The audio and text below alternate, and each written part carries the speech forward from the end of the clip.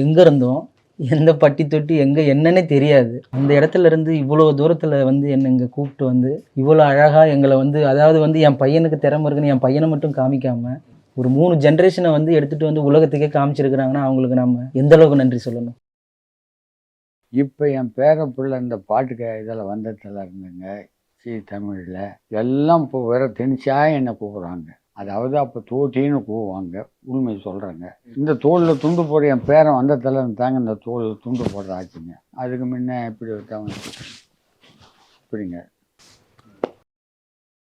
எவ்வளோ எனக்கு இப்போ வா தேவராஜ், அப்போல்லாம் வா தோட்டி, இப்போ வா தேவராஜ், என்ன பரவாயில்ல உன் பேரன் உன்னை கொண்டு வந்து உலகத்துக்கே பெருமை படைச்சிட்டான் உன்னை.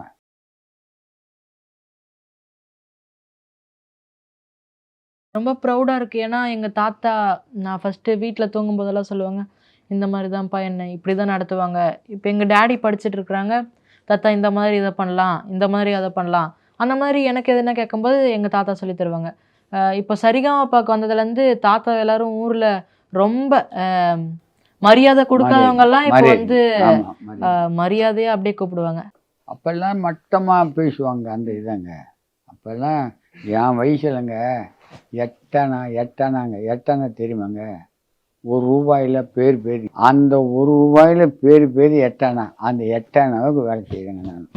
கூலி வேலை. காலையில் கூழ் வாங்கி கையில் குடிச்சாகணும், மத்தியானம் ஒரு வேளை கூழ் வாங்கி கையில் குடிச்சாகணும். அந்த மாதிரி இதில் என் 3 பிள்ளைகளையும் ஏதோ கஷ்டப்பட்டு படிக்க வச்சு என் பிள்ளைக்கு புள்ள பிறந்து எனக்கு நல்ல பேர் வாங்கி கொடுத்தேன். எதுவும் திருடல, தப்பு செய்யல, எதுவும் பண்ணல. இது என்னால சொல்லக்கூட முடியலையே, இந்த சொசைட்டி அப்படி வச்சிருக்கேங்கிற கோவம் இருந்திருக்கா எனக்கு அவங்களால? நிறைய இருக்கு. இப்பத்தி காலத்துலங்க இப்போ இருக்கிற இதுவங்க ஒரு பிளான் நீங்கள் சொல்கிற மாதிரி உண்டுங்க. இப்பத்தி காலங்களில் இந்த தொழிலை வந்துங்க நாய் ஓடுத்து பாருங்க, கல்லி எடுத்து அடிக்கிற மாதிரிங்க அந்த தொழிலை நான் வேலை பார்க்கக்கூடாது. அதனால் இந்த இதுக்கே ஆசைப்படாதீங்க மக்களா பேரா இப்படி சொல்லுவோம். இப்போ படிப்பால் என் பிள்ளையும் உங்கள்கிட்ட வந்து உட்காருத்து நீங்களும் வந்து உட்காருங்க. அப்போ நான் கீழே போய் உட்காந்தாகணுங்க. என் கீழே உட்கார இப்போ இன்னைக்குங்க என் பேரன் வந்ததால் வா தேவராஜ் இப்படி வந்து உட்காரு தேவராஜ் வா. அடா இன்னும் எப்போ பேரன் போய் பெரிய இதாகிட்டான், இன்னும் பேர் என்ன வாயா ஒரு மீசி கூட முடிவு விடுங்க. கலடா தமிழர்களுக்கு வணக்கம். இப்போ நம்ம கூட யார் இருக்கா அப்படின்னு பார்த்தீங்கன்னா சரிகமபா லிட்டில் சாம்ப்ஸோட ரன்னர் சுமன் அவர்கள் இருக்காங்க. வணக்கம். ஒரு தாத்தா அண்ட் வந்து ஒரு அப்பா இருக்காங்க. எப்படி இருக்கீங்க 3 பேரும்? நல்லா இருக்கும். நல்லா இருக்கும். நல்லா இருக்கீங்க. ஓகே. எப்படி இருக்கு அந்த அந்த வின்னிங் ஃபீலிங்லாம் வந்து எப்படி இருக்கு உங்களுக்கு? எவ்வளோ பெருமையாக இருக்குது சார்? நீங்கள் சொல்லுங்கள் சார். ரொம்ப சந்தோஷமாக இருக்குது சார்.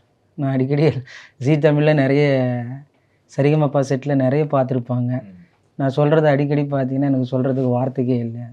ஏன்னா அது எப்படி சொல்கிறதுன்னு தெரியல. அந்த அளவுக்கு நன்றி சொல்லணும்னு தான் நான் ஜீ தமிழுக்கு தான் நன்றி சொல்லணும். ஏன்னா எங்கே இருந்தோம், எந்த பட்டி தொட்டி எங்கே என்னன்னே தெரியாது.